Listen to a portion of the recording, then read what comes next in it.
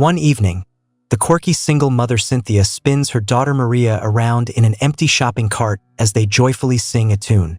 Later, she rummages through a dumpster in a deserted alleyway and excitedly tells her child about the amazing items she's discovered in the container.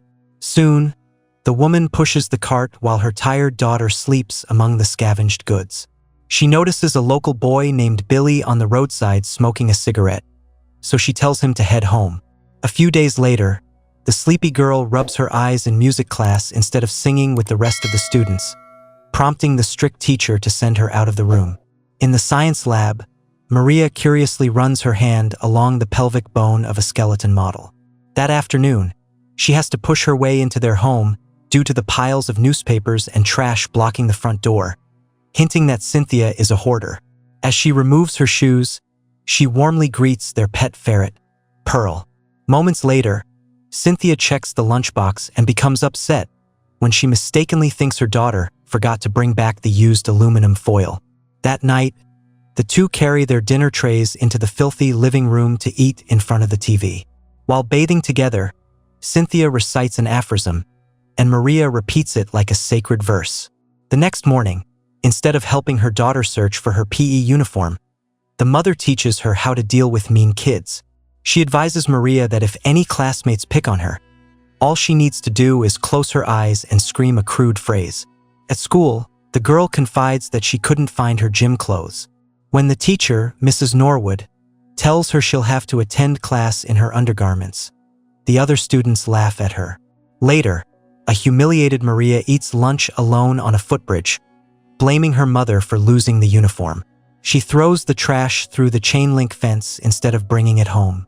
Once back at their house, she storms into the living room and asks why they need all the junk cluttering their home. She adds that when she visits other people's houses, none of them look like theirs. Cynthia reminds her that she has a roof over her head and everything she could ever need. But Maria admits she's ashamed of their lifestyle and hates what they've become. Later, when Cynthia demands to know why Maria didn't bring her garbage home from school, the latter falls to the floor and touches a slimy patch under a tarp. Frightened, she wonders if it's the ferret's corpse, but her mother lifts the tarp to reveal a pile of dead rats. Horrified, Maria backs away and knocks over the iron, suffering a painful burn. That evening, while Cynthia reflects on everything that's happened, Maria tends to her wound in the bathroom.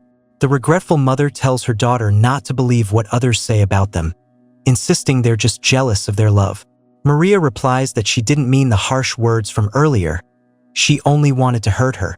She adds that she loves their life and their catalog of love, the term Cynthia uses for their collection of hoarded things. Hours later, the mother jumps out of bed and pretends intruders have broken in, making Maria giggle, implying they often play make-believe games. Because of the previous day's events, Cynthia decides Maria should skip school, and the two spend the morning drawing on each other's faces with chalk and being silly. That afternoon, they run into Mrs. Norwood at the supermarket. The teacher asks why Maria missed school, and realizing she was the one who humiliated her child, Cynthia confronts her and scolds her for treating Maria unfairly. On their way home, the two admire the Christmas lights as snow falls around them. Later, Maria asks her mother for money to buy candy from the corner store. Before leaving, she opens a Christmas gift from Cynthia and thanks her. On her way home, Maria encounters a disturbed man who unzips his pants and exposes himself. Horrified, she soils herself and runs all the way home. Still shaken, the girl goes to the bedroom and dries her leggings on the radiator. As she gently plays with baby rats, she suddenly hears a loud crash downstairs and her mother's cry for help. Maria finds Cynthia trapped under a pile of hoarded items. Fallen debris has seriously injured her. Cynthia calls her over and reminds her never to forget their catalog of love. Later, after the authorities arrive, Maria tenses up when she overhears an officer claim that Cynthia was never fit to be a mother. A social worker then takes Maria to a foster home, placing her under the care of Michelle. In the bedroom, the adults explain that Cynthia must stay in the hospital to recover, so Maria will remain at the foster home indefinitely. 10 years later, a teenage Maria heads to the kitchen. Michelle informs her that one of her previous foster children, Michael, will be staying with them for a few weeks. As Maria grabs her bag, she hears a fork drop to the floor and turns around. She picks it up, examines it curiously, and takes it with her to school. Outside, Maria greets her next-door neighbor, Janice, who praises her for making it to the final day of school. That afternoon, the teen hangs out in the park with her best friend, Lar, and smokes an illegal substance. Later, as they walk home, Pete, a man in his late 20s, pulls up beside them in his car. Despite Maria's protests, Lar insists on getting a ride with him. Eventually, the intoxicated girl makes it home. As she slowly climbs the stairs, she encounters a bewildered Michael, who questions why she's still up. Still feeling the effects of the substance, Maria asks him to take off her shoes, and he complies. Moments later, Michelle arrives with her friend Sam and her daughters, Holly and Ellie. In the kitchen, the foster mom explains that Michael, now 30, lived with her for 5 months as a child but had to be given up when his biological brother took him in. Michael then says that since his brother is moving abroad, he's looking for a place nearby for himself and his girlfriend. As he walks upstairs, Maria makes a sarcastic remark, so he grabs a marker from her pocket and writes a message on the back of her school uniform. After playfully snorting at each other, she finally softens, and he compliments her smile. Later, Michael witnesses Holly and Ellie mocking Maria, but she has no trouble defending herself against the sisters. Eventually, Lar arrives to help her get ready for a night out at the bar. At the venue, a bored Maria says she wants to leave, but her friend pleads with her to stay. That night, the teen meets Sean, and they flirt while playing snooker. However, the sound of the chalk rubbing on the cue stick triggers a vivid childhood memory, prompting Maria to brush the chalk on her cheek. Unnoticed by her, Michael watches her odd behavior from across the room. Later, they return home and relax on the trampoline in the backyard. Michael confides that his mother also used illegal substances, which led to him living with Michelle. Then he surprises Maria by gently rubbing the cue chalk on her cheek, revealing that he noticed how significant the simple object was to her. Moments later, Michelle appears and tells Maria to go back inside. Maria then asks her to call Larabi's father and inform him that her friend is staying the night. The next day, Larabi's father, Ali, storms into the house, furious after Janice told him she saw Lar with an older man the night before. Hours later, a man delivers Cynthia's ashes to Maria. She sarcastically remarks that it took him 10 years, but he explains they only handle recent deaths, meaning her mother passed away within the last 2 weeks. Maria's confused expression suggests she didn't know her mother was still alive. Sitting by the front door, the distressed Lar appears and shares that her father discovered her rebellious behavior and is sending her away to an undisclosed location as punishment. While daydreaming, Maria sticks her hand through the mail slot and gets stuck. Luckily, Michael shows up and uses cooking oil to help her free it. In the process, the box of ashes tips over, so he scoops the contents into an empty bowl. Later, they watch bullfighting on TV. When Maria ignores him, Michael sits beside her and eats a spoonful of Cynthia's ashes. Then he offers her a spoonful. She mimics the angry bull on the screen and consumes the ashes. Playing along, Michael grabs a colorful piece of fabric and pretends to be a matador. After chasing each other around the house and roughhousing, Maria finally pins him to the floor and finds a ball of aluminum foil in his pocket. Suddenly, they hear Michelle entering through the front door, so they scramble to the couch before she sees them in a compromising position. The next morning, Maria waits for Michelle to leave for work, then grabs a trash bag from the outdoor bin. She and Michael sneak into someone's backyard. As Maria walks past the sheets hanging on the clothesline, she remembers the bizarre lessons her mother used to teach her. Suddenly, the homeowner catches them trespassing. They run and Michael grabs one of the white sheets. Back at the house, Holly and Ellie inform him that his girlfriend is in the living room with Michelle and Sam. Before entering, he hides the sheet inside a compartment of a console table. He greets his girlfriend, Leah, who's discussing paint colors she plans to use in their new place. Soon after, Maria meets Leah and realizes the woman is pregnant. That night, After taking his girlfriend home, Michael returns and joins Maria in the dining room. He admits he's going to be a father and confesses that everything happened so quickly, implying the pregnancy was unplanned. After the guests leave and Michelle goes to bed, Maria and Michael begin roughhousing and smearing food on each other. Suddenly, Maria recalls falling to the ground as a child and touching the slimy remains of rat carcasses. Seeing the fearful expression on her face, Michael comforts her and confesses how deeply he feels for her. In the dining room, he shows her where he hid the white sheet. He tells her she's the best thing that's ever happened to him. However, the teen simply snatches the sheet, punches him in the arm, and heads upstairs to her room. The following day, the man says he won't go to work because he's feeling unwell. Instead, he spends the morning trailing Maria as she goes dumpster diving. Later, she asks Michael to burn her stomach with an iron to recreate a traumatic event from her past, and he reluctantly agrees.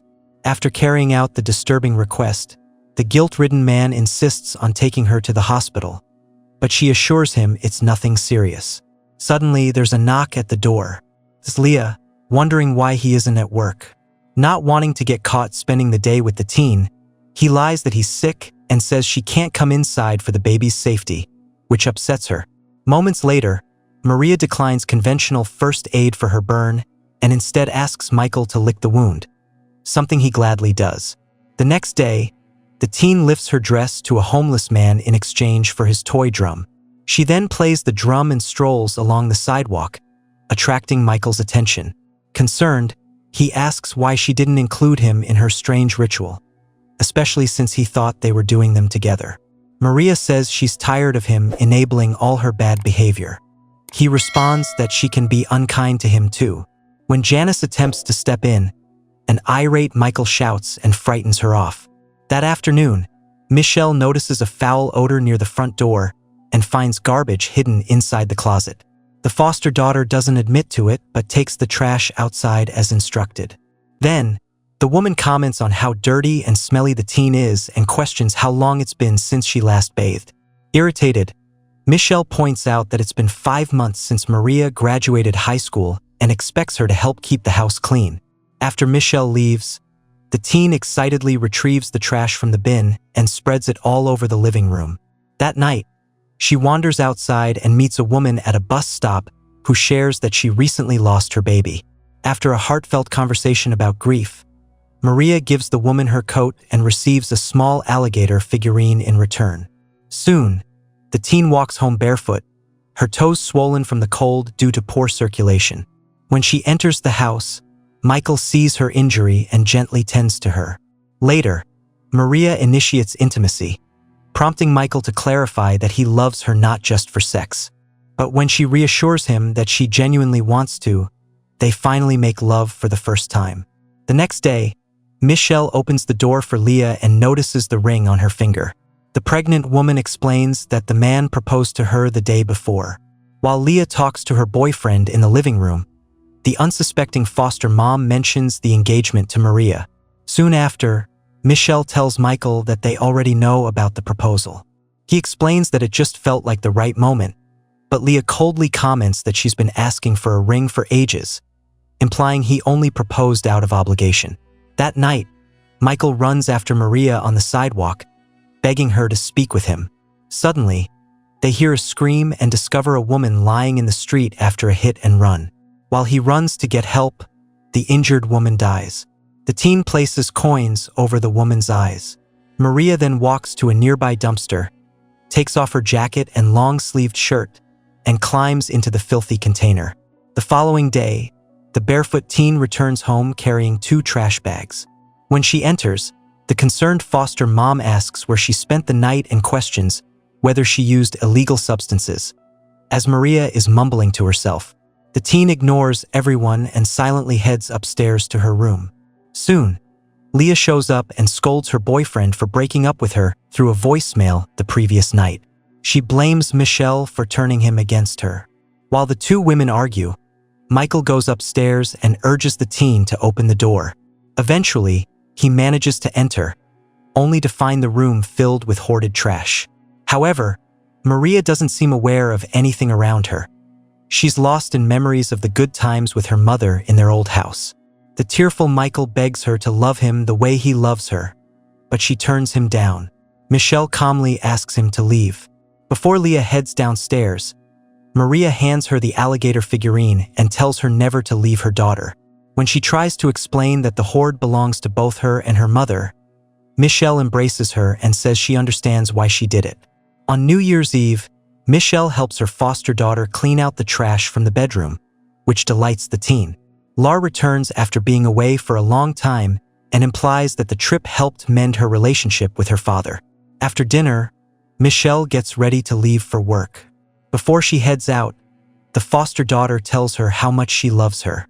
Later, Maria transfers Cynthia's ashes into a Ziploc bag and waits for Sam and her daughters to fall asleep. Then she sneaks into a recycling facility, attaches the bag to a firework, and lights the fuse. The teen reflects that grief never truly fades, it merely changes form. As the fireworks light up the night sky, Maria tells Cynthia how deeply she loves her and that their love story endures even after all these years.